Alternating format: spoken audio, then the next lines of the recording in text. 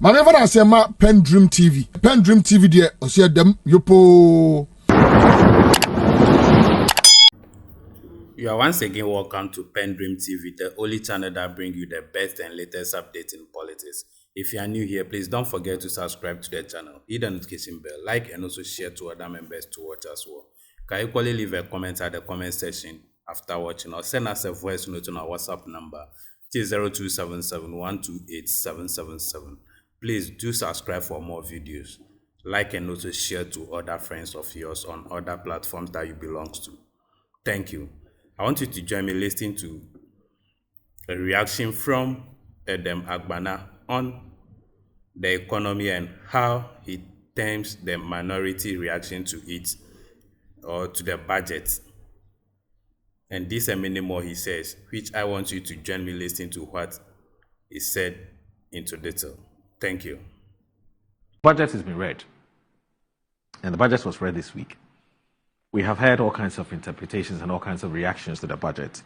In fact, in today's dailies, the minorities press conference that they held yesterday has been reported quite widely in most of the papers. So I will take it from today's daily guide. It says Finance Minister used voodoo numbers.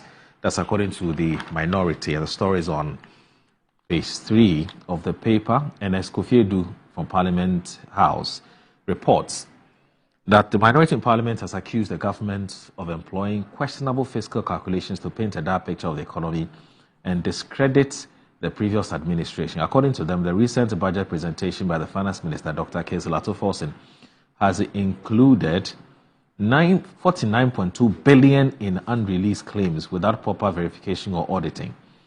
Addressing the media in Parliament, the minority led by former Finance Minister Dr. Mohamed Amin Adam expressed concern over the government's approach to fiscal calculations. The minority said these figures were inserted into the fiscal framework without undergoing the necessary scrutiny as admitted by the Finance Minister himself in paragraph 135 of his speech under the 2025 expenditure measures.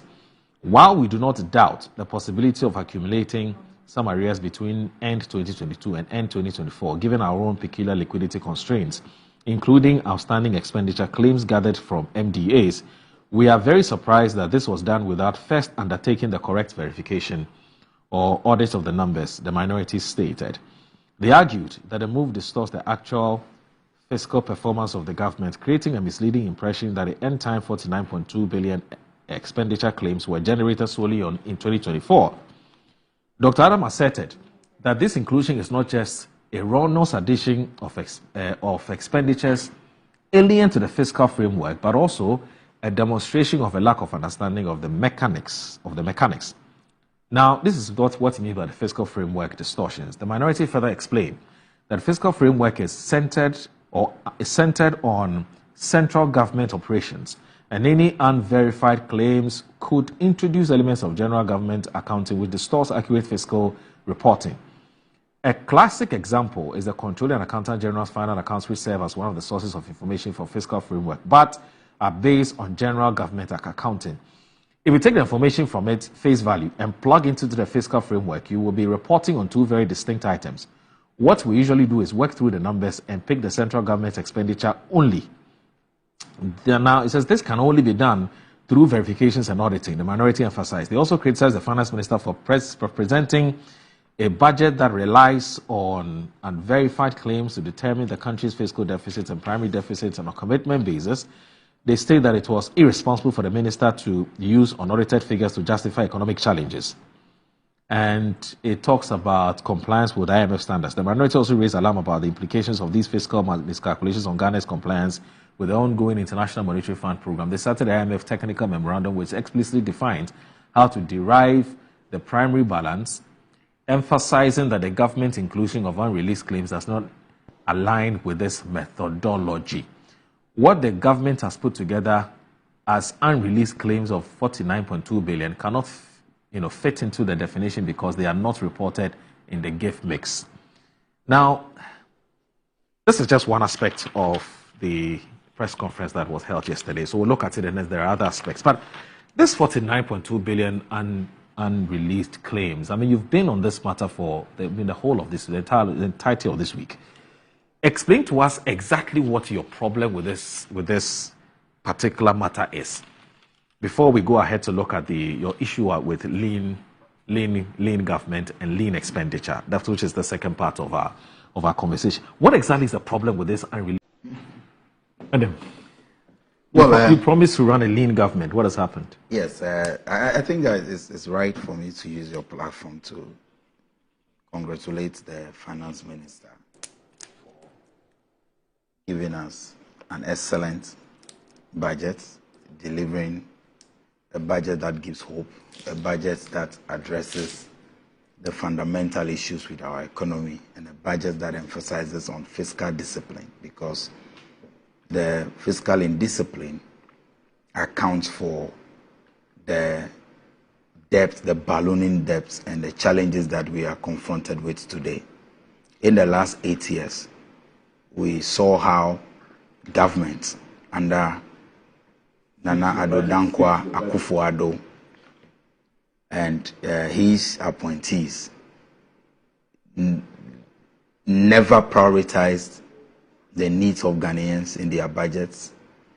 They were good at coming out with nice and beautiful names for budgets, Asempa budget, whatever budget, blah, blah, blah budget. And all of that led us into the ditch, a deep hole that we are trying to bring ourselves out of, because the country's economy was run aground. And the economy was so challenged that a friend of mine will tell you it was a neck-pressing economy, to the extent that even they, in the majority then, the NPP MPs, couldn't take it any longer. And so they were pushing for the removal of the finance minister. 98 of them actually signed that petition asking for the finance minister to be removed. So it is surprising that all of a sudden, it is as though the NPP has the men who could run the economy, had beautiful ideas about how the economy should be run, and they never practice, or they never put that into use in their 8 years. After their defeat, and we have started on a very good note, they want to poke their nose into how the economy is run. And many of the issues, allow me, you are allowed you to. And many of the issues that they are raising are not even true. And so we'll get into the argument. The first one is the issue of a lean government. Indeed, President Mahama and the NDC is running a lean and an efficient government. President Mahama promised to run the government with not more than 60 ministers. We have seen the Obolo-sized governments before. There was a point the president kept appointing. There was no limit. And they told us that because of the challenges we were confronted with, they needed more men. But again, if you look at the economy and how they performed, it tells you that you don't need numbers to run an effective government. What you need is the quality of the men that you appoint. At the point, they had 126. Then when Ghanaians complained and all of that, it came down to 88 at a point. We are running, currently we are 56, 4 more to go. By the end of today or by the end of this week, the other 4 deputies will also be nominated. And so we are running a lean government, and there is no debate about that. Again, the issue of presidential staffers. Under President Akufo-Addo, 391 presidential staffers were appointed to the presidency as political appointments. The presidency had over 1,800 workers, but 391 were appointed directly by the president as presidential staffers. When we talk about the 1,000 plus cleaners, technical assistants, and technical people, these are civil servants. But I'm talking about 391 political appointments. As we speak today, President Mahama has appointed only 30. And he's given us a promise that there will be a significant cut in the numbers. And so even when he decides to appoint more, they will not get anywhere close to the 391 that the NPP ran with. And so when they talk about running a lean government, these are the facts. We are running a lean and efficient government, because what we have been able to achieve in just 2 months with these numbers It tells you that we are on the right trajectory. What have you achieved? We are on the right trajectory. Now, they are talking about budgetary allocations to the presidency. You see, there is a book that I will recommend to every leader, every young politician. The title is How to Lie with Statistics. I think that the NPP members, especially their MPs like John Darko and Co, who speak to the issues of the economy, may have mastered the art of telling lies, malicious lies with the statistics. No, I'm talking with respect to the economy. Such that I will give you. No, you see, I allowed you to say so many things about President Mahama. He says he feels offended. You feel offended. No, if you're offended that I said you. Call me a liar. No, I mean you have mastered the art of telling lies with the figures. No, he didn't say you're lying. I didn't say you're lying. I said you and the minority, you have mastered the art. For example, they are talking about the budgetary allocations to the office of the president. Now, it is important to understand that when we say office of government machinery or the office of the president, we're not talking about President Mohammed's office as an individual.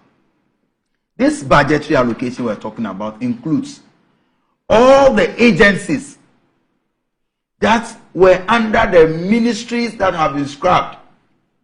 And so, for example, Ministry of Information is no more. We now have a Minister of State in charge of government communications. So what it means is that the Information Services Department, the Ghana Broadcasting Corporation, GBC, and all these other agencies that were under the Ministry of Information today will be under the office of the president for budgetary purposes.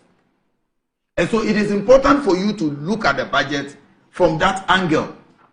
And then you juxtapose it to how much was the allocation in the 2024 budget to the Ministry of Information as compared to the amount of money budgeted for the Office of Government Communication. That is where you see whether or not we are running a more efficient government and we are running on less budget.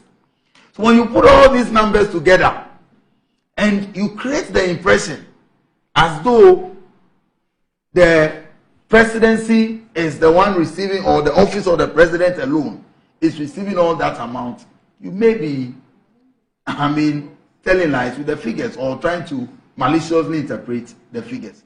Are we running a leaner government? Yes. Are we running a more efficient government? Yes. Why? Because if we had the Ministry of Information as a ministry, Honorable Felix Obosu-Kwakye would have had a deputy, and there would have been chief, and in fact, he said the staff of the ministry before it was dissolved stood at about 70 plus people. But now all you see is that Felix and Shamima, Hajia Shamima, and 5 others who are helping them to do the work of government. So the rest of the civil servants there have been assigned to other agencies and other ministries. So what you do, it means that the office is running on a leaner budget. And so we are running a lean and a more efficient government. But you see, Moro, there are some aspects of the conversation on the budget that all of us must pay key attention to. The first one is the issue of fiscal discipline. Under the NPP, we saw how the public purse was abused such that the people who promised to protect the public purse did not only abuse the content of the public purse, but they actually left with the entire purse. There was no purse at all. In that public purse, 58 billion was allocated for the National Cathedral project. How productive is that project? 58 billion. In that public purse, we saw how government under President Akufo-Addo mismanaged our economy. And according to surveys, even 12 billion annually was lost to corruption. President Mahama and Dr. Ato Forsen have a simple solution. They said that we are going to scrap some taxes, as we promised. Then the question of how do you meet the shortfalls when you take away those revenue sources? And the answer that the finance minister gave, very profound, was that we ought to stop the bleeding. Because it is not so much about what is coming into the national kitty. It is about how what comes into the kitty is managed. How judiciously is it used? And that is the question that the finance minister sought to answer. So he says that let's stop the bleeding. It means if you were losing 12 billion annually to corruption, under this government, you will not be losing that 12 billion. Now, when you put together your earnings from the BEX tax, e-levy, and all the others that have been scrapped, it is not even up to the 12 billion that you lose to corruption. And so don't overburden the Ghanaian people with taxes in the name of raising revenue when what comes into the kitty, you are not able to manage it properly. Then, finance minister spoke about the removal of taxes, and there is this issue of the betting tax. He said there's nothing like a problem. The betting tax, and the finance minister made no mistake. Let me be very emphatic. There was a betting tax of 10% on bet winnings. That has been removed. As we speak today, just yesterday in Parliament, the finance minister presented the bills to Parliament, and there was a first reading of it. So he laid before Parliament the bill for the removal, because when these are legislations, and so when you speak about the removal, Parliament must pass a new bill to amend or repeal the existing legislation, which makes Ghanaians pay the e-levy and the betting tax. And so when their former finance minister says they never collected bet tax, it raises lots of questions about those who were managing our economy. Because if the finance minister, the immediate past finance minister, did not know that they were collecting 10% betting tax, it raises questions about whether or not he was in control and he understood the setup. No, but that's what he said. I think that. No, but how does it say something? He said that's not what he meant. Yeah, and then because we don't have all day, our time is almost up. Yes. So let's make progress. So no, I mean that's what he said. And you are telling me that that's not what he meant. But he said that you can play the video. You go ahead. He said that they never collected back tax. You go ahead. Am I quoting him wrongly? Yes. No, that's what he said. But the issue of the allocations, and he talked about the 10 billion big push, and he made some calculations that says that in 4 years we'll have only 4 billion. I mean, this calculation is the real definition of voodoo economics, and I can understand why my brother says that he's challenged when it comes to issues of the economy and finance. It is simple voodoo economics. The promise was that in 4 years, I will spend up to 10 billion on infrastructure development, which we call the big push. Nowhere in that promise did he say that I will divide it equally among the 4 years. If I said I want to spend 10 billion in 4 years, I can decide that in my first year, because I am resetting, because the government is now deciding to find its grounding, maybe even for the first year, let me not make any allocation to the 10 billion big push, and I may be right to do so. So if government has decided to allocate 800 million, and you claim that per your calculation, it means every 4 years, for the 4 years, we'll have only 4 billion. It is not so, because there's no way. It doesn't mean that if 800 is allocated this year, in our first year, it means that in the second year, it will still be 800. Okay. I mean, it is simple mathematics. I think we are looking at the resources available to us as a country. We are looking at the fact that you are leaving behind an economy that grew at 5.7. I can talk about the growth. An grew at 5.7. An economy Better that is so debt-ridden, that is so debt-ridden that you virtually have to go into the pocket of Ghanaians and seize their savings in the name of the DDEP. Okay. That is the economy you left behind. Let me give the rest the of the 5.7, the 5.7 growth rate that you talk about. Look, they are drivers of economic growth. And the finance minister is right to say that the economy grew at 5.7% primarily because of the mining sector. Because when you look at the non-mining sector growth. What is the growth of industry? It is a negative. Okay. That is the actual point of management. Let me give the rest of the 5 minutes to him because of time. All right. Yeah. John, thank you very much. Please be a bit snappy because of time. Yes. And look, my brother, I'm not afraid to say that when it comes to the economy, it's not my forte at all. But you mean you're handicapped? Yes, I mean there's nothing wrong with that, and I admit that. But the numbers are very clear when I say that when the president told us that he's going to give us 10 billion for the 4 years, one would have expected that you start well from the first year. Now, if in the first year you're only able to give 800 million, we can imagine what will happen.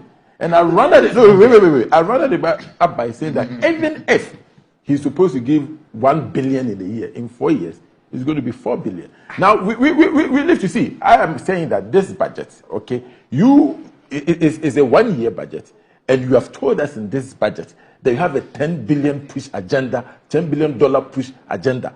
I will expect that this budget, this first year, you make a bigger progress, a bigger allocation to that. Now, talking about lean government, look, I mean, until recently, I didn't even know that there are presidential staffers in charge of regions. That there are presidential staffers in charge of all the regions, apart from the regional ministers. How do you tell us that you are running a lean government when you have appointed all these presidential staffers? And look, the ministries. Let me correct that. There is no. President Mahama has not made any appointment of presidential staffers in charge of regions. Okay. But they are all the interpretation. No, they are all the way. Show me the letter. So I think it's false. President Mahama has appointed presidential staffers, but he has never assigned to any of them that you are in charge of. Okay. At least I've met the one in Ashanti. Please. Show us the letter. Presidential staff in charge of this is a very big plus. Let's show us the letter. And so, you see, show us the letter. Oh, my brother, let me make my point. You know it. What is your ground? What is the evidence that he has appointed? I think these are important things that we have to talk about. But it's a legitimate ask, which is, where's the evidence? Where's the evidence that there's somebody appointed in charge of? I know that. I know, at least I know the one in my. And you saw his letter? No, I want it to be on record. It doesn't make it official. So it's not official. So let's just say it's a we've made a lot of appointments. Have I seen all the letters? John, please go ahead. So we have 2 more minutes. So we have 2 more minutes. Edem, I think I want him to Edem doesn't want me to speak. It's just 2 more minutes. So when you have presidential staffers in charge of regions, when you have all these ministries, no, you know it is not when you have all these ministries, you are retaining all the ministries. So sometimes you wonder where the savings are going to come from. Who is in You charge? understand? I don't know. I don't. Oh, my brother. Edem doesn't want me to talk. But let me make this point. That for me, I would expecting that the president will really show commitment to some of their own campaign promises. So, for instance, if you look at the idea that they are going to establish Women Bank, I mean, yes, it was sold to the 51 million has been allocated. And when you know that to set up a bank, you need about 400 million Ghana cedis. No, the 51 million is not. So wait. Seed capital for the bank. You have to. And you wouldn't even allow him to. The bank will not even let me speak. This is your budget. 51.3 million. When you need 400 million Ghana, our time is up. Unfortunately, for me, our time is up. It is interpretations of the budget. Okay, so your microphones are even off. So your microphones are off. Is they off? Your microphones are off. Anyway, let me say a happy. Your microphones are off. All right, so let me say happy birthday to Dr. Charles Rekubrobe. Today you're 72 years old. Dr. Charles Rekubrobe is a former Chief Executive Officer of VRA and also a leading member of the New Patriotic Party. And today he's celebrating his birthdays. We call him the Venerable Dr. Charles Rekubrobe. And we're celebrating this day with you. We wish you the best. AKA Tarzan? That's a very important word. Yes, that's Tarzan. He's also a former presidential hopeful. You remember, a presidential hopeful. Also today is the birthday of another important man, Mr. Albert Kandapa, who is our immediate past national security minister. He today is also celebrating his 72nd birthday. So today is the day for the 72nd birthday celebrants. And so we also want to wish him the best of luck and wish you all the good things that you wish for yourself. So on behalf of the management here, and I'm sure your entire family, we're wishing you a happy, happy, happy birthday. So this is where we draw the curtain on today's edition of Good Morning Ghana. But I have just 30 seconds. Thank you for staying tuned. Please do subscribe for more video, like and also share to other members to watch as well. We much appreciate your time on the channel, and once again says, God bless you for the good work you are doing and continue to do for us. Do subscribe, share to other friends of yours on other platforms that you belong to as well. To all our cherished members, please don't just clock out without subscribing to the channel. Subscribe for more video, like and also share to other friends of yours as well. Thank you. PENDREAM TV now, so far so good. Say open online portal e wo Ghana. Nipa share, nipa follow, nipa comment here. To my best of knowledge, without any biases, PENDREAM TV.